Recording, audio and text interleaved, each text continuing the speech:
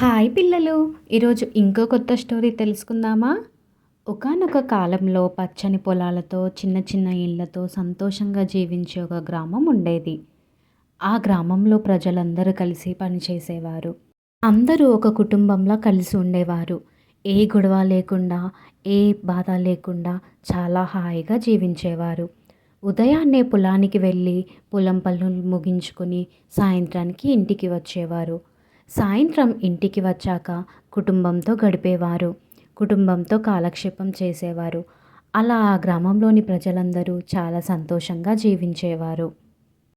ఆ గ్రామంలో ఒక చిన్న గుడి కూడా ఉంది. ఆ గుడిలో ఒక పెద్ద గంట ఉండేది. ప్రతిరోజు ఉదయం సాయంత్రం ఆ గంట మోగేది. ఆ శబ్దం వినగానే గ్రామస్తులందరికీ ఒక ప్రశాంతత కలిగేది. ఒకరోజు రాత్రి గ్రామంలోకి ఒక దొంగ వచ్చాడు. అతను చాలా తెలివైనవాడు, కానీ తప్పు పనులు చేసే అలవాటు ఉండేది. ఈ గుడిలో ఉన్న గంట చాలా విలువైనదిగా కనిపిస్తుంది. దీన్ని దొంగలిస్తే మంచి డబ్బు వస్తుంది అని అనుకుంటాడు.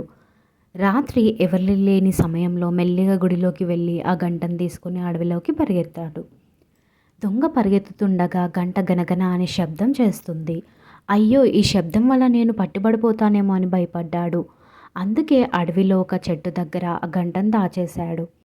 గ్రామస్తులు వెళ్ళి చూసేసరికి ఆ దొంగ కనిపించడు, ఆ గంట కనిపించదు. వాళ్ళు చూసి అక్కడి నుండి వెళ్ళిపోతారు. అలా కొన్ని రోజులు గడిచాయి, నెలలు గడిచాయి. ఆ విషయం గ్రామస్తులు మర్చిపోయారు. ఆ గంట అడవిలో చెట్టు మీద వేలాడుతూ అలాగే ఉండిపోయింది. ఒకరోజు సాయంత్రం అకస్మాత్తుగా అడవిలో నుండి గనగన అనే గంట శబ్దం వినిపించింది.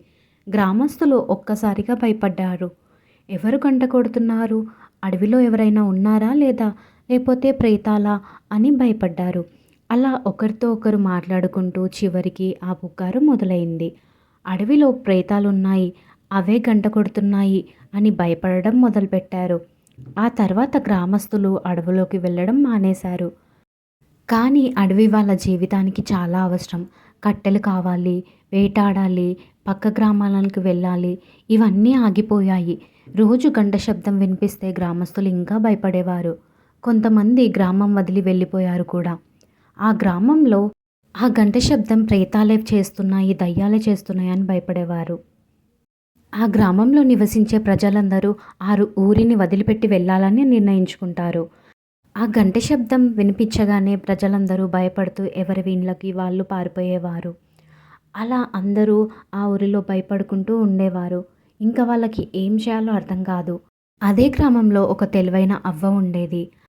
ఆమె ఒకరోజు ఇలా అనుకుంటుంది, ప్రేతాలు అన్నది అబద్ధం, అసలు నిజం ఏమిటో తెలుసుకోవాలి అని ధైర్యంగా అడవిలోకి వెళ్ళాలి అనుకుంటుంది. ఆ అవ్వ అడవిలోకి వెళ్తుంది. ఆమె జాగ్రత్తగా శబ్దం వస్తున్న దిశగా వెళ్ళింది. కొంతసేపటికి చూసిన దృశ్యం చూసి నవ్వేస్తుంది. చెట్టు మీద గంట వేలాడుతుంది. చుట్టూ కోతులు ఆడుతున్నాయి. గాలి తగిలినా, కోతులు తగిలినా గంట మోగుతుంది. అవ్వ ఆ గ్రామానికి వచ్చి పెద్దవారికి చెప్పింది. ఈ సమస్యకు నాకు ఒక పరిష్కారం ఉంది, కొంత డబ్బు కావాలి అని అడిగింది. పెద్దవారు ఒప్పుకున్నారు. అవ్వ బజారుకు వెళ్ళి అరటి పండ్లు, మామిడి పండ్లు, వేరుశెనగలు కావలసినవన్నీ కొనుక్కుంటుంది. అవ్వ తన కొడుకుతో కలిసి అడవికి వెళ్ళాలని అనుకుంటుంది. అవ్వ వాళ్ళ కొడుకుతో కలిసి అడవికి వెళ్తుంది. కోతులకు పండ్లు చూపిస్తుంది. అవి చూసి కోతులు చెట్టు మీద నుండి దిగుతాయి. ఆ సమయంలో ఆమె కొడుకు వెంటనే చెట్టు ఎక్కాలని అనుకుంటాడు. వెంటనే వాళ్ళ కొడుకు చెట్టు ఎక్కి ఆ గంటను తీసుకొస్తాడు.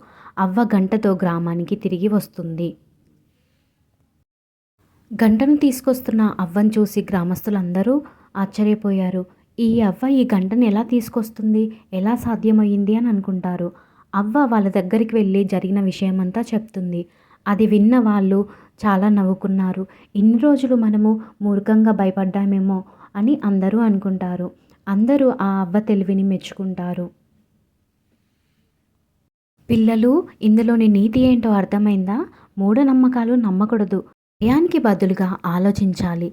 తెలివి, ధైర్యం ఉంటే ఏ సమస్యనైనా పరిష్కరించవచ్చు.